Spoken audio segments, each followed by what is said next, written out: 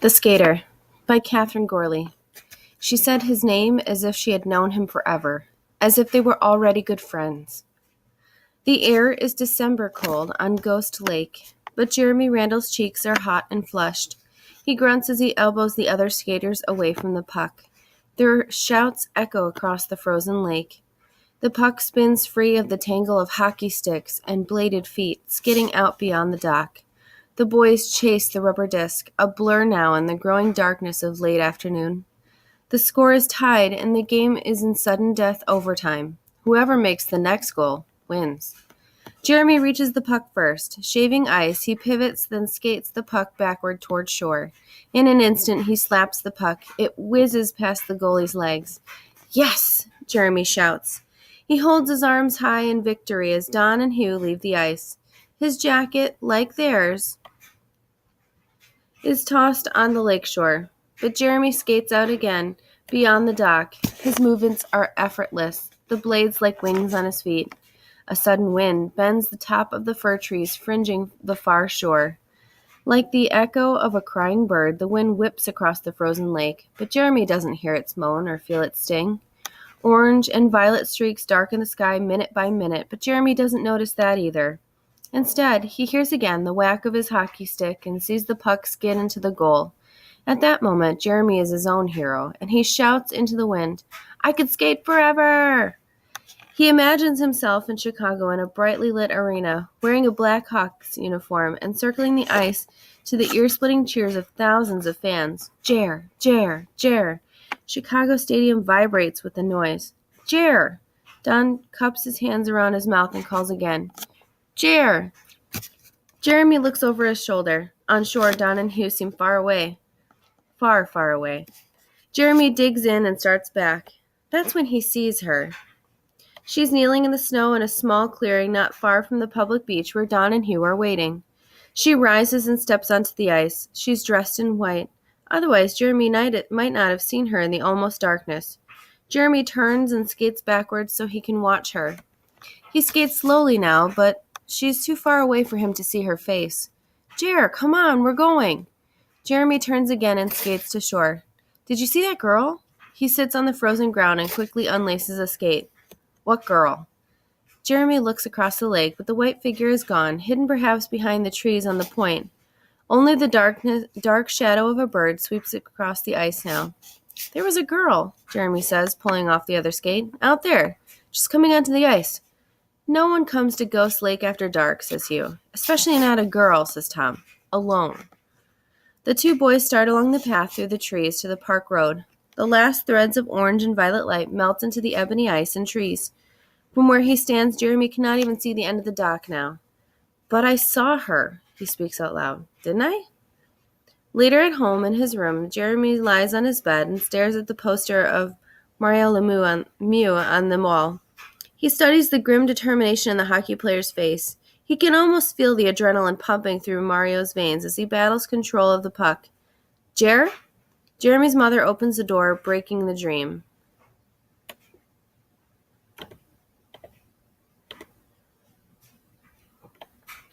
She's just come from work. How was school today, she asks. Jeremy shrugs. School.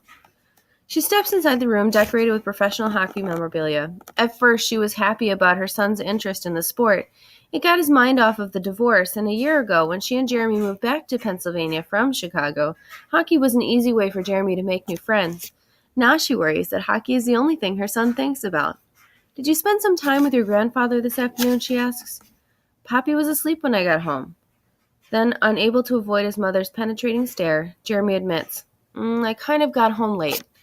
She crosses her arms in front of her. Playing hockey, right? Jeremy grins. I really smoked him. I made a slap shot the length of the whole dock. Weren't you going to do something for me and Poppy today? Jeremy looks at her with innocent eyes. What?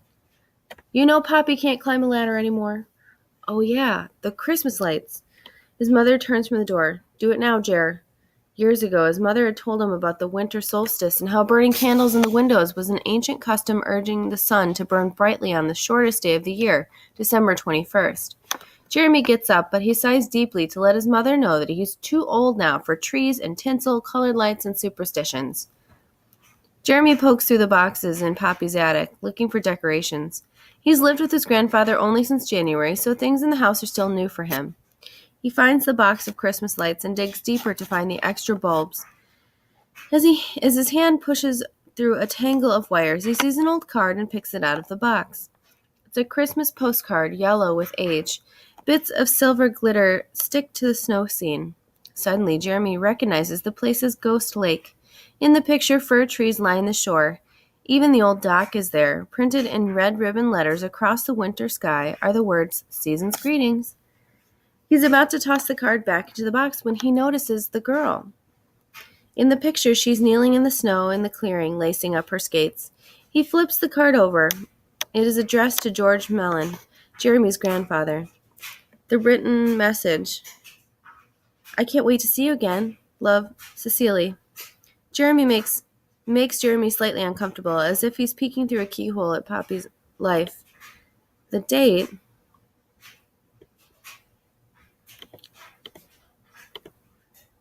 on the card is December 14th, 1922.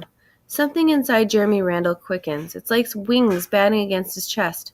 Today is December 14th, 75 years later. He stares at the picture again. The girl is wearing a long coat trimmed in white fur. "It's her," Jeremy says out loud. "Who?" His mother's coming up the attic steps with 2 mugs of hot chocolate. Quickly, though he's not sure why, Jeremy slips the postcard into his pocket.